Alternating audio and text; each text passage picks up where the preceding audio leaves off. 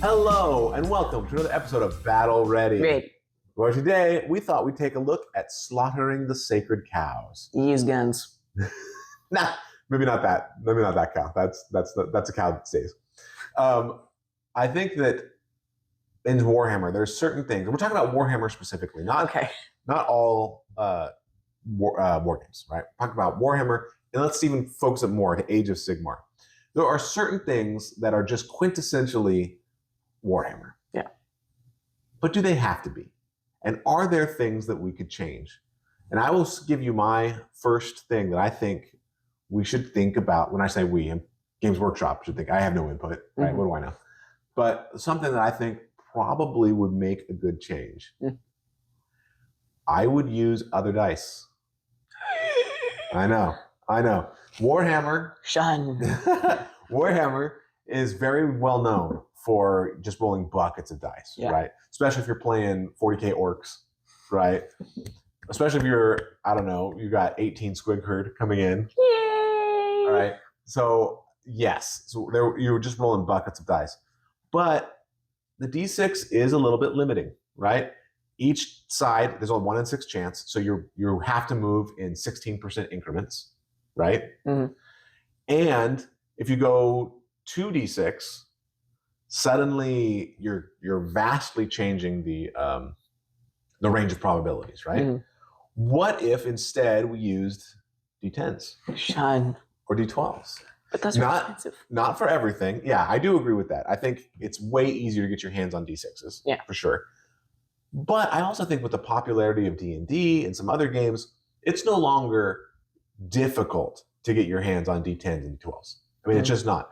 In 3rd edition, when Nurgle came out with that mechanic where they would disease things and you had to mark how many disease points each thing had, I bought a sack like this big of 50 D8s to keep control of that. It was cheap, and it was a big old sack of D8s. But it's a D6. It fits nice in your hand. Yeah. It's a nice little cube. I think there's lots of things that they should keep the D6 for. I mean, I think that should still be the main thing, particularly if you have to roll a good jillion of them. Yes. I mean, just use D6s. But I wonder if you could, for example, I think saves might benefit from being on a D8 or a D10. Because right now, the difference between a 3-up save and a 4-up save is huge. Mm-hmm. A 3-up save, you can all-out defense it down to a 2-up. Yep. And that means only 16% of whatever you have is coming through, right? Whereas a 4-up save, 50% is coming through. Even if I all-out defense it, 33, a third still getting through. Yeah. That's a big difference, I feel like. So now what if you had the ability to do it on, let's say, a D10? And so the really bad stuff had an 8-up save, right? So 20% is getting through. But then as you go down, if you want to show that somebody's got a really good save, now they have a 3-up and only 20% is getting through. And maybe they only have a 2-up if you all out defense them, and now only 10% is getting through. And so you've got a much wider range. So it's not like, instead of having, here's the 5-up save bucket, the 4-up save bucket, the 3-up save bucket, and everybody basically falls into one of those. You have a much wider range for saves. My immediate problem with that is, what if you're getting attacked by a horde shot that had like 20, 30 dice go through and I have to roll a million D10s? For sure. I mean, Warhammer has a lot of dice, but I think there are areas where we could modify, and we could take the D6s and say, you know what, this would really be better represented by 8s, 10s, or 12s. I don't know. 6s are nice and pretty. I agree. I think 6s are good. I wouldn't get rid of them. But this is the first sacred cow that I would look at chopping off and saying, you know what, we don't have to always use 6s. There's a whole world of dice out there to make the game better. Shun. We could use more. All right. What about you? What sacred cows do you think we should look at eliminating? All the different territory rules. There's so many of them. Give me an example. The whole always 9 inches away from your opponent's territory, always within your territory, always. A million battle tactics rely on being wholly within, or partially within, or neutral territory, enemy territory, friendly territory. It's too much. I don't know that I agree. I don't think that's too much because it's mostly the same. And I actually think it's sort of good that stuff ends up 9 inches away. Because if you could deep strike in, if you could come down from the heavens. 40K words, Sean. Yeah. If you could come down from the heavens 6 inches away, like you do in Spearhead. I mean, that's a good example. Like if you come, when you bring in stuff in your third battle round, you're like, finally I get my brutes, or finally I get Indrasta or whatever, right? They can come in 6 inches. They often make that charge. Yeah.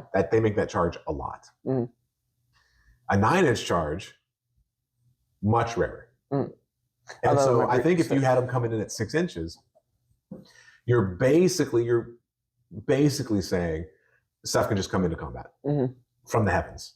And is that good for the game? I don't know. I don't know that that's good for the game. Now, maybe like it used to be that the Lord Imperatant could bring stuff a little bit closer. Yeah. Right? Can you not do that anymore? I don't remember. I haven't used them in 3rd edition. I have 4th edition. I really hope he does. That's why Annihilators were good. Yeah, made Annihilators better for sure. But in any event, I think maybe he makes him do a move now. I forget. Doesn't matter. But that was a sort of a cool thing, but it was rare, right? And it only moved him up, I think, 2 inches or something. So they had a 7-inch charge instead of a 9, which was it let you do your hammer, your shockwave after landing way better. Way better. But you still had to make that 7, right?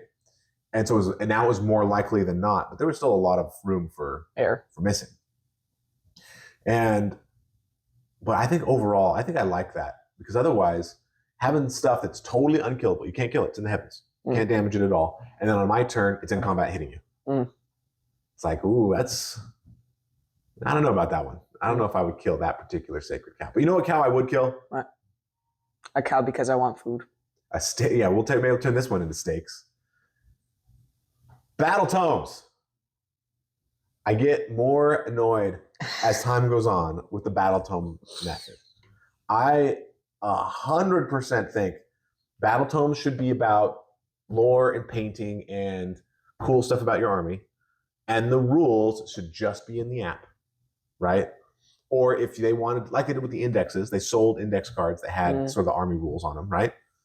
Fine. In fact, I probably would get that because I like the cards, right? But stop it. Stop it with the battle tomes. All right? Make those rules available, even if you wanted to charge for them. But get them out of the battle tomes. It's ridiculous that you have to carry around these 150 pages for the 4 pages of rules, right? Or if you need your war scrolls, get all that stuff out of there. Get the rules out. Get the war scrolls out. Sell that as a separate thing if you really want to sell it. In fact, you'll probably make more money.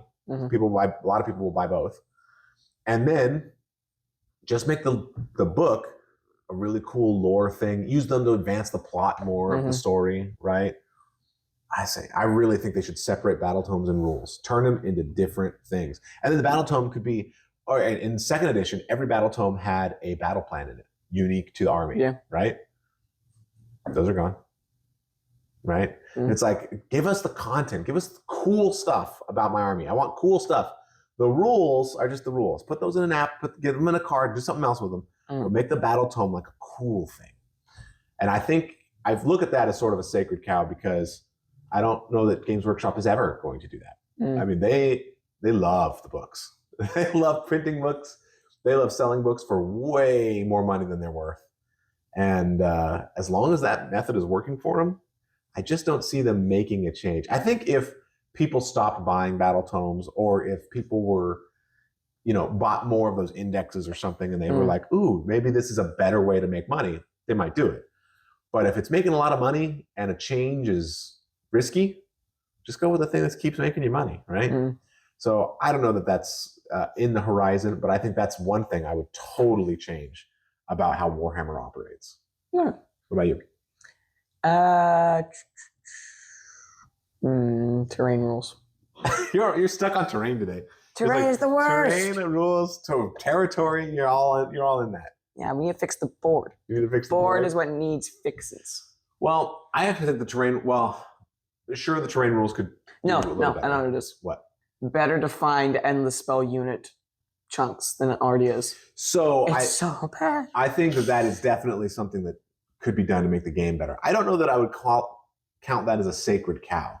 Like when you think, what does Warhammer? When you boil it down, what's the quintessential Warhammer? I don't know that I think the way endless spells are units is the quintessential Warhammer. No, you're being the guy. You're being the guy from the thing who's good. I gentle sir, such as myself. Well, that's because I'm doing an impression of you. Whoa, now. So I don't know that I would call that quintessentially Warhammer. It's not something that's like just a core element of the game. Are there any core elements that you think terrain rules? It's not a core element. Yes, it is. All right. How would you change the terrain rules? Nuke them. The terrain is a box. You can stand on the box. Really? Yes, I want to be able to stand on these cool little mausoleums with a nice wide open space. That's what we had in 2nd edition, and it sucked. I mean, it was awful. You never let us stand on the terrain. You always like, we're not standing on the train. We're not standing on the train. That's okay. So we have the terrain that's like steps like this up to a platform, right? Yes. What if the guy can't get all the way to the top? Where do you put the model? You can sticky tack them out. Yeah, no, forget that noise. No. Fine, we just won't use the terrain. But we have plenty of terrain pieces where it's half an inch up and a nice big open courtyard box. Why aren't we allowed to put guys in there? I mean, you could, but then at least at the time, there were no rules for what that meant, really. Or if you were on a terrain feature, just sitting in the middle, you got the bonus to save, which is dumb. I want to say dumb. That's what I'm looking for. Yeah. Exactly. That's why we should nuke that and just have the boxes that we can stand on. Yeah. Or if you're really having problems with the whole going up thing, what it should be is if it's a big open space, either everyone can fit on it or they don't go up. See, I think you're introducing a lot of complication just to be able to put something on a box. I want to put things on boxes. Leave me alone. Yeah, I don't know if I can. I mean, I agree with you that terrain could be done better for sure, and it's sort of hard for me to say that that's not a sacred cow when terrain has been terrible in every edition. I mean, it's getting better. 4th edition, I think, is better, but yeah, there's a ways to go. I think that's a good pick. I think probably my last pick for sacred cow that I think we should really think about, just like, making steaks out of. Tasty. Forbidden steaks. Forbidden steaks. I think that we should really look at, and actually 4th edition has sort of done this, but I think we should go all the way. I think we should just 100% get rid of weapon loadouts. Like, I think if you build your Saurus warriors, if you build them with clubs versus if you build them with spears, I don't think it should matter. And the reason I say that is because lots of times you're like, well, I think they look better with clubs, but I'm going to build them with spears because that's the better rules. And then, a little bit later, the rules change. And you're like, well, I don't want to buy new guys. So, all right, at the beginning of every game, I have to say, okay, everybody, it looks like they have spears, but really they have clubs. And I know that's a bigger deal in 40K because people are, some of them have bolters and some of them have las cannons and some of them have this. They all look the same. Some of them got flamers, right? And, well, they all look very slightly different, I think. So you have to really be into it. But in AOS, it used to be way more like that. Like, every weapon type was different. If you had, it used to be, for example, the Thunderers in KO, you would just, you'd have to buy box and box and box and box because you would bring everybody with shotguns or mortars or whatever. And so it's like, you only get one mortar guy in a box. So if you want 20 mortar guys, you have to buy 20 boxes just to get enough mortars, right? And I think stuff like that, it just doesn't make any sense. I really think that basically, with maybe a couple of exceptions, and Thunderers might be a good exception, but with a couple of exceptions, I think they should just say, all right, weapon loadouts do not matter. You just get, here, it's your Vanquishers. Doesn't matter if you built them with option A or option B, you just get the thing. Your Liberators, your whatever. I think that's the way to go. And they've done it a lot. Like, they got rid of, it used to be like, if you had the guys with shields, they operated slightly differently than the guys who had two knives. Yeah. Right? It was like, okay, they got rid of most of that. But there's still enough out there that I feel like, you know what, we could just we could finish the job. We could go all the way. So that is something that I think is sort of sacred to Warhammer, where it's like, oh no, okay, I've got my one flamer guy and I've got my one grenade guy, and then they've got these guys in front, and then this guy's got the auto cannon. It's like let's get rid of all that. I thought we were talking about AOS here. I know, but I mean, there are units that are like that. Oh, I've got my one guy that has this thing. I've got my one guy that has that thing. It's like let's just build them however what looks cool, and then go from there. Any final ones? I think we got it. Yeah, I'd be interested to know in the comments. Please let us know what you think are the sacred cows that Warhammer should change. Targeting AOS specifically, but I mean, we'll broaden it up to 40K, I guess.